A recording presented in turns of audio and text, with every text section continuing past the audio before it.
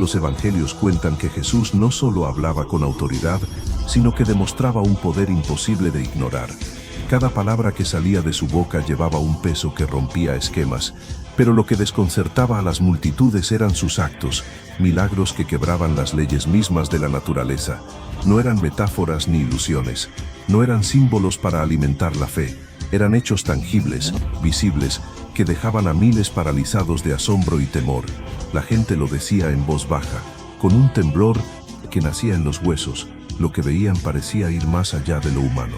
Al principio lo pequeño, una boda en Caná, copas vacías, tinajas de piedra llenas de agua común. En un instante lo inmutable cambió. El agua se tornó en vino, no un vino cualquiera, sino el mejor jamás probado. Era como si demostrara que la materia, en su esencia, podía obedecerle. No había rezos prolongados, no había rituales complicados, solo una orden silenciosa, un deseo pronunciado, y la creación respondía. Después, la multitud, miles de personas hambrientas en un campo abierto, esperando alimento. De las manos de Jesús salieron panes y peces que no se agotaban. Cada vez que partía un pedazo, otro surgía, como si los átomos mismos se regeneraran en su palma. Ese día no solo se sació el hambre de una nación, se reveló algo mayor. El universo parecía doblarse para obedecer su voz.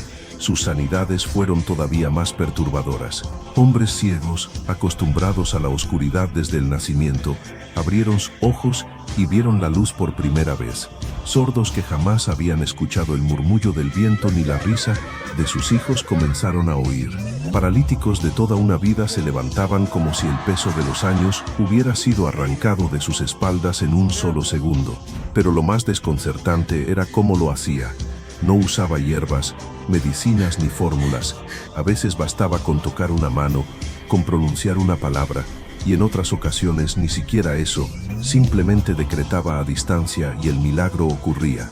Era como si tuviera acceso directo a un poder que atravesaba toda barrera física, reescribiendo cuerpos y desarmando el dolor con una facilidad sobrehumana. Pero hubo momentos mucho más oscuros. Cuando los demonios lo veían, gritaban con una mezcla de odio y pánico.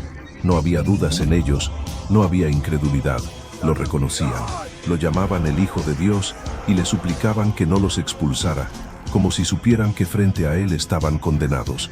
Nadie más lo entendía, pero esas entidades parecían identificarlo desde un plano anterior al tiempo, desde un conocimiento que los humanos jamás habían tenido.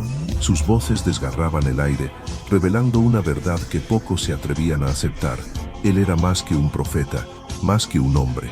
El poder de Jesús no se limitaba a los cuerpos ni a los espíritus, se extendía a la misma naturaleza. Una noche, en medio de una tormenta, caminó sobre el mar. Las olas gigantes se sometían bajo sus pies como si fueran suelo firme. Cuando levantó su mano y ordenó al viento callar, el rugido de la tormenta se apagó al instante, como si el cielo mismo lo reconociera. El mar y la tempestad obedecieron su voz como si fueran criaturas vivas sometidas a su creador. Y hubo algo más que estremeció hasta los cimientos de la fe, su dominio sobre la muerte. Lázaro salió de su tumba tras 4 días de descomposición, envuelto aún en vendas mortuorias, y la multitud gritó de espanto al verlo caminar. La niña de 12 años, que ya todos lloraban como muerta, abrió los ojos con el simple toque de su mano. La muerte, ese límite inviolable, retrocedía ante él como si no pudiera sostenerse en su presencia. El secreto de estos milagros sigue siendo un misterio insondable. ¿Era un mensajero con poder delegado desde lo alto? ¿O era la fuente misma de ese poder, la encarnación del infinito caminando entre mortales? Lo cierto es que sus obras nunca pudieron ser ignoradas. Desafiaron la lógica, la ciencia, la razón y todo lo que los hombres creían conocer. La gente que lo presenciaba no encontraba explicaciones. No podían reducirlo a trucos, ni negarlo frente a lo que habían visto con sus propios ojos.